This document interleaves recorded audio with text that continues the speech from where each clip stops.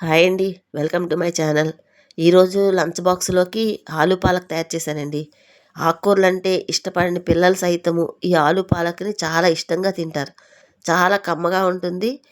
అసలు ఎక్కువ స్పైసీస్ లేకుండా హాయిగా ఉంటుందండి. ఇది రైసు, రోటీ, చపాతీ దేంట్లోకైనా సూపర్‌గా సెట్ అవే ఈ కర్రీనైతే నేనైతే ఎలా తయారు చేస్తానో చూపిస్తాను చూడండి. దీనికోసం మీడియం సైజ్‌వి 3, 4 బంగాళదుంపలు తీసుకొని చక్కగా తొక్క తీసేసి 2, 3 సార్లు శుభ్రం కడిగిన తర్వాత క్యూబ్స్‌లా కట్ చేసుకోవాలండి. ఇలా బంగాళదుంపలన్నిటిని కూడా క్యూబ్స్‌లా కట్ చేసుకున్న తర్వాత మనం కొంచెం బౌల్లోకి తీసుకోవాలండి. ఈ ముక్కలన్నిటిని బౌల్లోకి తీసుకొని ఒక 2, 3 టైమ్స్ బాగా కడిగేయాలి. కడిగేసిన తర్వాత మనం ఉడకడానికి ఒక చిన్న గ్లాస్‌తో గ్లాసుడు వాటర్ వేసుకొని స్టవ్ మీద పెట్టుకొని ఒక ఒక పావు స్పూన్ కన్నా తక్కువే సాల్ట్ వేసుకొని బంగాళదుంపలు చప్పగా లేకుండా సాల్ట్ వేసి బాయిల్ చేసుకోవాలండి. ఒక 7, 8 నిమిషాలు బాయిల్ అవుతే సరిపోతాయి. అలా బాయిల్ అవుతాయి, మరుగుతాయి, బంగాళదుంప ముక్కలు ఉడుకుతాయి. ఈలోగా మనం పాలకూర 2 కట్టలు తీసుకోవాలి. 2 మీడియం సైజు ఉల్లిపాయలు తీసుకొని అవి కట్ చేసుకొని పక్కన ఉంచుకుందాం.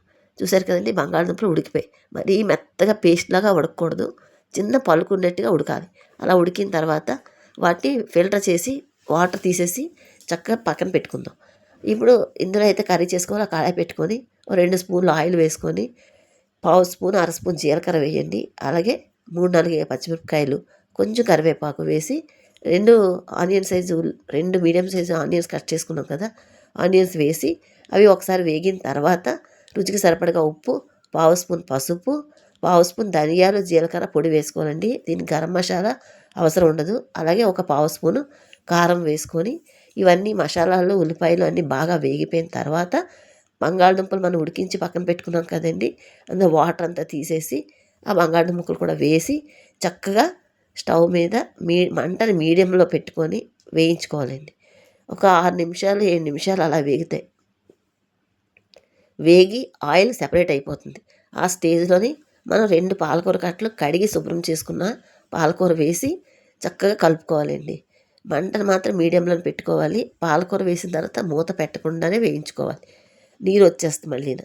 వచ్చి దగ్గరగా కూర ఉడకదన్నమాట. ఇలా దగ్గరగా పాలకూర, ఈ బంగాళదుంప ముక్కలు కరెక్ట్గా వేసి వేయించుకుంటే మనకి ఒక 6 నిమిషాలు, 7 నిమిషాలు అంటే పాలకూర పచ్చివాసన పోయి చక్కగా లేహ్యంలాగా అయిపోద్దన్నమాట. అయిపోయి బంగాళదుంపలు పట్టుకుంటుంది.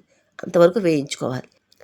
అలా చక్కగా మంటని మీడియంలో పెట్టుకొని ఒక 7, 8 నిమిషాలు అలా పడుతుందండి. అప్పుడు పడిన తర్వాత చక్కగా వేగిపోయిన తర్వాత స్టవ్ ఆఫ్ చేసుకోవాలి. ఆఫ్ చేసుకొని వేరేగా సర్వింగ్ బౌల్లోకి తీసుకొని డిష్ అవుట్ చేసుకుంటే చాలా కమ్మగా ఉంటుందండి. చాలా తక్కువ ఆయిల్ తోటి, తక్కువ స్పైసెస్ తోటి, మసాలా పొడి కూడా అవసరం లేకుండా చేసుకునే ఈ ఆలు పాలక్ కర్రీ రైస్లోకే కాకుండా రోటీ, చపాతీ అన్నిట్లోకి చాలా సూపర్గా ఉంటుంది.